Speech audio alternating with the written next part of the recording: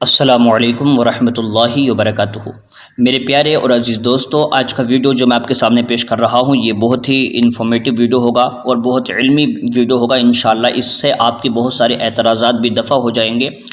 میں بات کر رہا تھا اس تعلق سے کہ ہمارے بھائی نے مجھ سے پوچھا، ایک فوٹو بھیجا ہے جس میں دیوبندیوں کے بہت بڑے مفتی جن کو تقی عثمانی صاحب کہا جاتا ہے،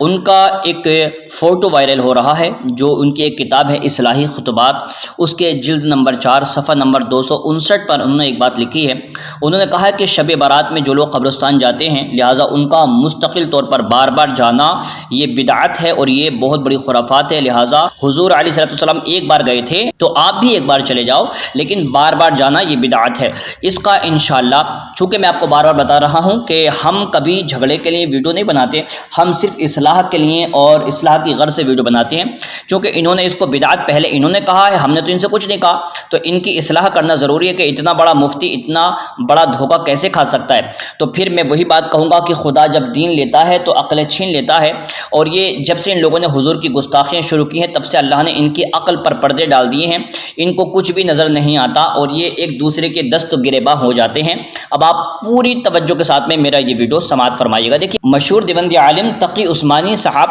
شب برات کو قبرستان جانے کے متعلق لکھتے ہیں، ساری حیات طیبہ میں رسول کریم صلی اللہ علیہ وسلم سے ایک مرتبہ قبرستان جانا مروی ہے کہ آپ شب برات میں جنت البقیع تشریف لے گئے۔ چونکہ ایک مرتبہ جانا مروی ہے، اس لیے تم بھی اگر زندگی میں ایک مرتبہ چلے جاؤ تو ٹھیک ہے، لیکن ہر شب برات میں جانے کا اہتمام کرنا، التزام کرنا، اس کو ضروری سمجھنا اور اس کو شب برات کے ارکان میں داخل کرنا، اس کو شب برات کا لازمی حصہ سمجھنا اور اس کے بغیر یہ سمجھنا کہ شب برات نہ ہوئی، یہ اس کو اس کے درجے سے آگے بڑھانے والی بات ہے۔ اب میں اس کا جواب آپ کے سامنے پیش کر رہا ہوں۔ موصوف کو صرف اس بات پر اعتراض ہے کہ حضور صلی اللہ علیہ وسلم زندگی میں ایک بار تشریف لے گئے ہیں، لہٰذا ہم کو بھی زندگی میں ایک بار ہی جانا چاہیے۔ تو آپ سن لیں، موصوف کو اتنے بڑے مفتی ہیں لیکن ان کو مستحب کی تعریف میں دوام اور عدم دوام کی قید سے مغالطہ ہوا ہے، کیونکہ مستحب کی تعریف میں عدم دوام اور دوام داخل ہے۔ مستحب کی تعریف میں یہ دوام اور عدم دوام بنسبت حضور صلی اللہ علیہ وسلم کے ہے، امت کی نسبت سے نہیں ہے، کیونکہ فعل کی تقسیم حضور صلی اللہ علیہ وسلم کے فعل سے ہوتی ہے،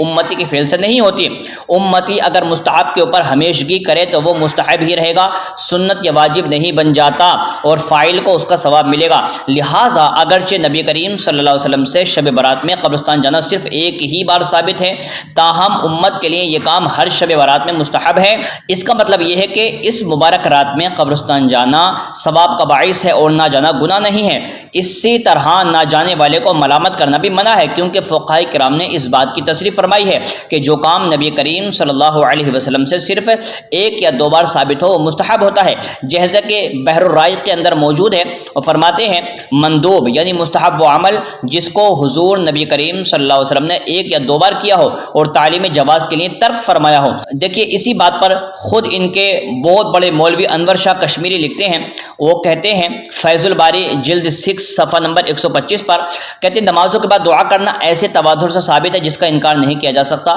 باقی ہاتھوں کا دعا میں اٹھانا تو نفل کے بعد ایک یا دو بار ثابت ہے۔ فقہاء نے اسی قیاس پر فرض نمازوں کے بعد بھی ہاتھ اٹھانے کو ملحق کیا ہے۔ ابن تیمیہ اور ابن قیم اسے بدعت قرار دیتے ہیں۔ رہا یہ کہ مسئلہ کہ جو عمل حضور صلی اللہ علیہ وسلم سے ایک یا دو بار ثابت ہے اس پر دوام کرنا کیسا ہے، تو معلوم ہونا چاہیے کہ تمام مستحبات کے اس بات کا یہی طریقہ ہے کہ ان کا ثبوت حضور صلی اللہ علیہ وسلم سے کبھی کبھی ہوتا ہے، پھر امت اس بات پر مواظبت کرتی ہے۔ ہاں، اگر مستحبات کے تارک پر اگر آپ جو ہے اس کو برا بھلا کہیں یا اس کو ڈانٹے ڈپٹیں تو پھر یہ بدعت کہا جائے گا۔ تو اب میں بتا دوں کہ دیکھیں، اتنے بڑے مفتی ان کو اتنی سمجھ میں نہیں آئی کہ اگر حضور اس کام کو بار بار کرتے تو پھر یہ مستحب نہیں رہتا بلکہ یہ واجب کے درجے میں یا فرض کے درجے میں چلا جاتا۔ اب دیکھیں آگے، اور میں آپ کو بتا دوں، انہی کے مولوی ہیں سید احمد رضا بجنوری، یہ انوار الباری میں ہاتھ اٹھا کر دعا مانگنے کے متعلق لکھتے ہیں، اور ہاتھ اٹھا کر مانگنا بھی مستحب ہے۔ پھر رہا سوال مواظبت کا، تو تمام مستحبات میں ہوتی ہے کہ کوئی بات حضور صلی اللہ علیہ وسلم سے ایک یا دو بار ثابت ہوئی ہو تو امت اس پر مواظبت اختیار کر لیتی ہے، شرعاً اس میں کوئی حرج نہیں ہے۔ باقی ایسا التزام کہ اس کے تارک کو منسوب بدعت کرے یا ملامت کرے تو یہ بدعت ہوگا۔ مطلب یہ اگر آپ کوئی نہیں جا رہا قبرستان میں، اگر آپ اس کو ڈانٹیں ڈپٹیں ہیں, برا بھلا کہیں, تو یہ بدعت ہوگا, یہ غلط ہوگا. کتاب کا نام بھی لکھ رہے ہیں, انوار الباری جلد 17 صفحہ نمبر 18, تالیفات اشرفیہ. ایک اور مقام پر وہ لکھتے ہیں کہ جو متشددین, مطلب مفتی تقی عثمانی جیسے لوگوں کو لکھتے ہیں متشددین, ہر فعل کو بدعت اور ہر بدعت کو شرک کے درجے تک پہنچانا ضروری خیال کرتے ہیں, وہ یہ بھی کہتے ہیں کہ جو فعل حضور صلی اللہ علیہ وسلم سے ایک یا دو بار ثابت ہو اس پر موافقت اور مداومت کرنا بھی بدعت ہے. تو کوئی ان سے کہے کہ حضور صلی اللہ علیہ وسلم نے حضرت عتبان کے گھر پہ جا کر کتنی بار نماز پڑھی تھی, اور جب انہوں نے صرف ایک بار حضور صلی اللہ علیہ وسلم کی نماز پڑھنے کی جگہ کو اپنے لیے مستقل طور سے مصلی اور مسجد بنا لیا, تو کیا ان کی یہ مواظبت اور مداومت بدعت نہ تھی؟ اور حضور صلی اللہ علیہ وسلم نے اس وقت کیوں نہ فرما دیا تھا کہ اس جگہ کا التزام ہمیشہ کے لیے نہ کر لینا, کہ اس طرح سے تمہارا یہ فعل غیر مشروع ہو جائے گا.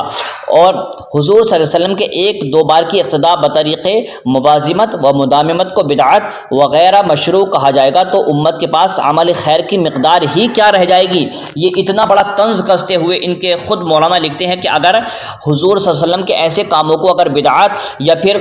غلط غیر مشروع کہا جائے گا تو پھر امت کے پاس رہ کیا جائے گا. جلد 9 صفحہ نمبر 10 کے اندر لکھتے ہیں, ڈاکٹر عبدالحی عارفی دیوبندی کہتے ہیں مستحب کی تعریف, مستحب وہ عمل ہوگا جس پر پابندی کے ساتھ عمل کرنے والا بندہ اللہ کا محبوب ہو جائے گا. نوٹ, مستحب کی تعریف میں پابندی کے ساتھ عمل پر غور کریں کہ امر مستحب پر پابندی اس کے مستحب ہونے کے منافی نہیں ہے, پابندی کے باوجود وہ مستحب ہی رہے گا. نیز آگے لکھتے ہیں کسی بھی مستحب کو چھوڑنا نہ چاہیے کہ اس سے محرومی کا اندیشہ ہے. مزید آگے لکھتے ہیں بزرگوں کا قول ہے کہ مستحبات ترک کرنے والا رفتہ رفتہ سنتوں کو ترک کر بیٹھتا ہے. یادگار باتیں صفحہ نمبر 133 پر. اب ذرا سوچیں, مفتی تقی عثمانی صاحب اتنے پڑھے لکھے ہونے کا دعویٰ کرتے ہیں لیکن ان کو اپنے اکابر کا پتہ نہیں کہ ان کے اکابر کیا کتابیں لکھ کر گئے ہیں. درجے بالا عبارات کا خلاصہ یہ کہ حضور صلی اللہ علیہ وسلم کے ایک دو بار کی اقتداء بطریق مواظمت و مداومت بدعت وغیر مشروع نہیں ہے. موضوع کا یہ کہنا کہ التزام کرنا, اس کو ضروری سمجھنا, اس کو شب برات کے ارکان میں داخل کرنا اور اس کو شب برات کا لازمی حصہ سمجھنا, اور اس کے بغیر یہ سمجھنا کہ شب برات نہ ہوئی تو شاید یا تو موصوف کو التزام و دوام کا فرق معلوم نہیں ہے یا جان بوجھ کر انجان بننے کی کوشش کر رہے ہیں. دوام اور التزام میں زمین اور آسمان کا فرق ہے. مفتی تقی نے یہ بہت بڑا جھوٹ بولا ہے کہ کوئی اس کو لازم قرار دیتا ہے یا پھر اس کے جو ہے اس کو شب برات کے ارکان میں داخل کرتا ہے. یہ کتنا بڑا جھوٹ اتنے بڑے مفتی نے بولا ہے. بہرحال ہم تو یہ کہیں گے قل ہاتوا برہانکم ان کنتم صادقین, اگر نہیں تو والا فلعنۃ اللہ علی الکاذبین, جھوٹوں پر اللہ کی لعنت ہو. یہ ویڈیو ہر جگہ شیئر کر دیں اور آپ شب برات میں آرام سے قبرستان جائیں, اپنے مرحومین کے لیے دعا کریں اور اس شب برات کی جو رحمتیں ہیں عظمتیں ہیں ان سے فائدہ اٹھانے کی کوشش کریں. السلام علیکم ورحمۃ اللہ وبرکاتہ.